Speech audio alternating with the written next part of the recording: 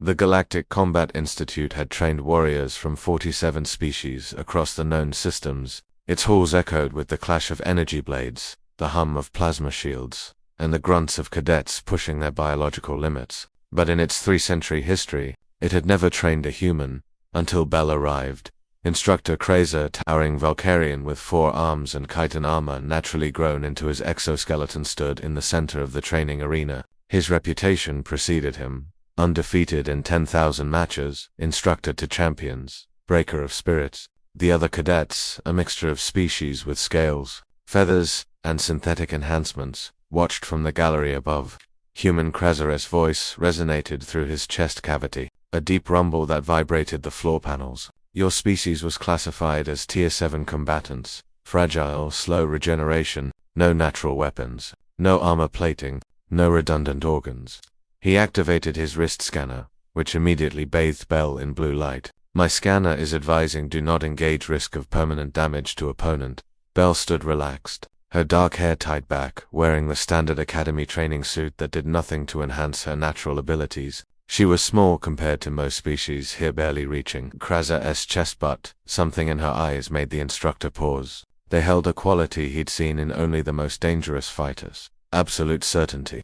I appreciate your concern, Instructor, Bell said, her voice steady. Engage anyway. The gallery fell silent. Even Bobby, her human companion and the only other Terran at the Institute, leaned forward from his position at the observation deck. He'd warned her about Krazar, told her to request a different instructor, but Bell never took the easy path. Krazar's mandibles clicked in what might have been amusement. Very well. Your death waiver is filed. He drew his training blade, a monomolecular edge that could slice through reinforced steel, dulled only enough to maim rather than kill. Standard protocol: disarm or disable your opponent. Begin when Bell moved, not with the explosive speed of a Zyrillian, not with the calculated precision of a mech. She moved with something else entirely, the fluid, relentless inevitability of water finding its course. Krazar's blade descended in an arc that had beheaded 67 opponents in his career. The scanner on his wrist flashed red, screaming warnings. Bell's bare hand snapped up. The arena's collective gasp was audible.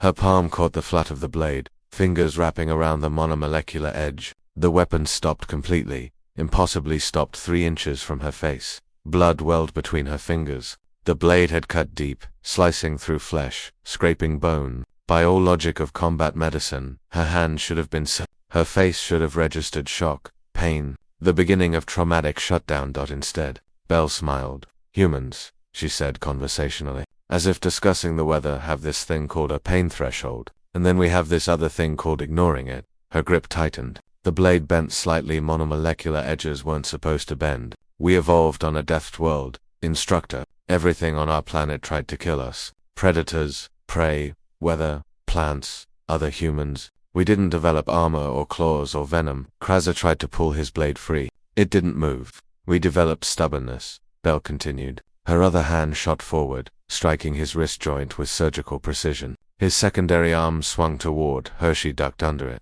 stepped inside his guard, her bloodied hand still locked on his blade. We developed the ability to look at certain death and say, not today. We developed adrenaline that lets us lift vehicles off trapped children. We developed the capacity to keep fighting with injuries that would kill most species from shock alone. She twisted, and somehow impossibly Krazar found himself off balance. 4 arms, 300 pounds of muscle and chitin. Veteran of 10,000 combats, stumbling backward because a creature a third his size refused to behave according to the laws of reasonable biology.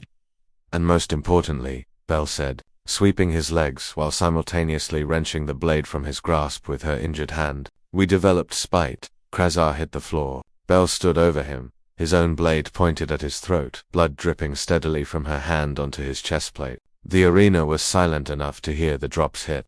Match concluded, the automated system announced. Victory, Cadet Bell, Human, Terra. Bobby was already rushing down from the observation deck carrying a medical kit. The other cadets were motionless, their various sensory organs fixed on the impossible scene below. Bell stepped back, offering her uninjured hand to help Krazar up. The instructor stared at it for a long moment before accepting. As he rose, his scanner finally stopped its warning sirens. Your hand, he said, looking at the damage. Bone was visible through the cut. Any other species would be unconscious or worse. How are you standing? It hurts, Bell admitted, finally allowing a grimace to cross her face as Bobby began emergency treatment. It hurts a lot, actually. But humans learned a long time ago that pain is just information. What you do with that information, that's what makes you human.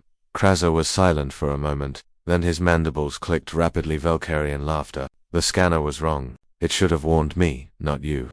He looked up at the gallery of shocked cadets. Let this be your lesson today. Technology, biology, natural advantages, these matter. But will the refusal to accept defeat? He gestured to Bell. Humans call it fuck yeah spirit. It's the most dangerous weapon in the galaxy. Bell finally let Bobby lead her toward the medical bay, her hand now properly wrapped and treated. As they left, she called back over her shoulder. Same time tomorrow, Instructor. Krasser picked up his training blade, examining the slight bend and the supposedly unbendable edge. His scanner had already updated its threat assessment.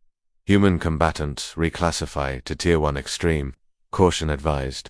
He clicked his mandibles again, something like respect coloring his voice. Same time tomorrow, cadet, and bring that human defiance you call stubbornness. We call it Tuesday, Bell replied, and Bobby couldn't help but grin. In the gallery above, 46 species of warriors were recalculating everything. They thought they knew about the fragile newcomers from Terra. Humanity had arrived at the Galactic Combat Institute, and the galaxy would never underestimate them again. End.